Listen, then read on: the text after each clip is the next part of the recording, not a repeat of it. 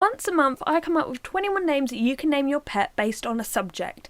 This month's subject is Love and Valentine's Day.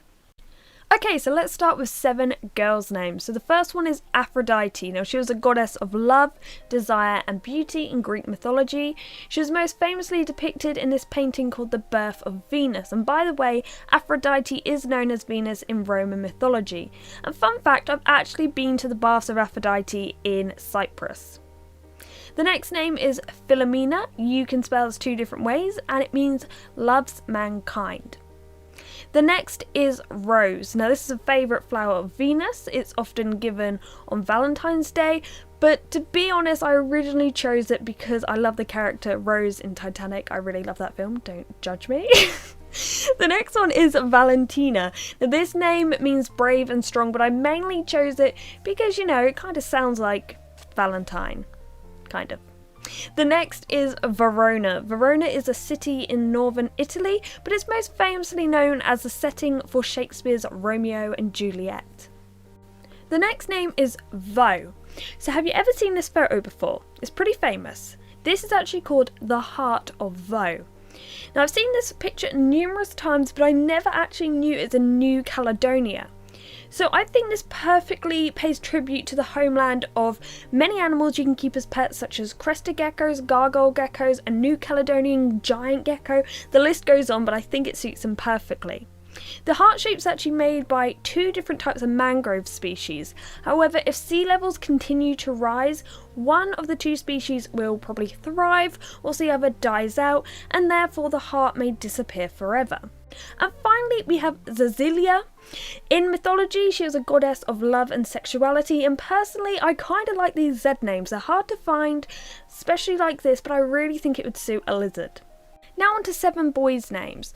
The first one is Beau. Now, this isn't to refer to Cupid's bow. This is actually the masculine form of the word beautiful in French. For example, if you were saying she is beautiful in French, you'd say elle est belle. If you were to say he is beautiful, you'd say il est beau. By the way, that's the most English probably way of saying that. My accent, there was 0 effort in the accent. Let's just be real.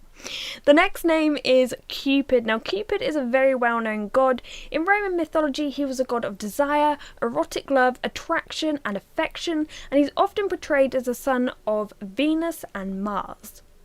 Next we have Eros. Eros is a Greek counterpart of Cupid. He was a son of Aphrodite, and once again known as the god of love. Next we have Rome. Now, I initially put this in this list because St. Valentine was officially St. Valentine of Rome. However, looking back in history, there's been a fair few St. Valentine. Nevertheless, it's a good name, and if anything, Rome puts a Rome in romantic. I mean, that, I should be hired for like a travel guide, because that's pretty good. You gotta say. Anyway, put an O on the end of Rome and you get Romeo, and this of course links into the character in the play by Shakespeare, Romeo and Juliet. My favourite version of this play is when it was presented as a film by Baz Luhrmann back in 1996. Then we have Thorn. Now, this refers to the thorns on the stem of a rose. Now, of course, this can technically be used as a male or a female name, since at the end of the day it's just a word, but I feel it suits a male a little bit better. And finally, we have Tavon. This simply means lover of nature. Now for 7 unisex names. The first one is Amour. Now, depending on which language you're talking about, it is spelled slightly differently, but in each one it means love. So it's spelled like this in French, it's spelled like this in Italian, and spelled like this in Spanish. Next we have Arrow. This obviously refers to Cupid's arrows. I think it's a short and powerful name which would suit either a male or female.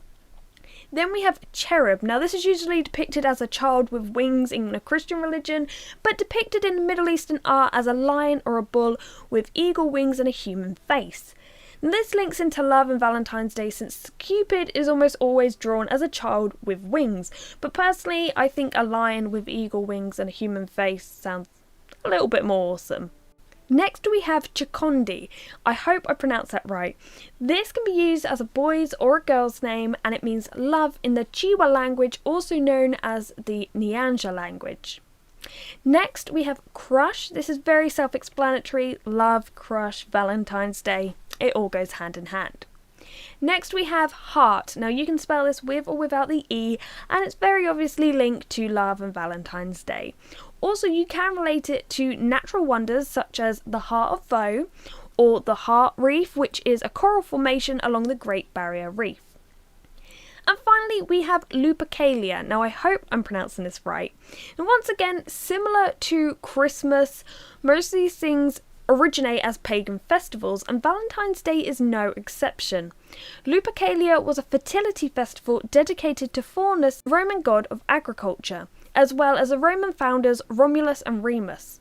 It's claimed that the Christian Church may have decided to place St. Valentine's feast day in the middle of February in an effort to Christianize the pagan celebration of Lupercalia.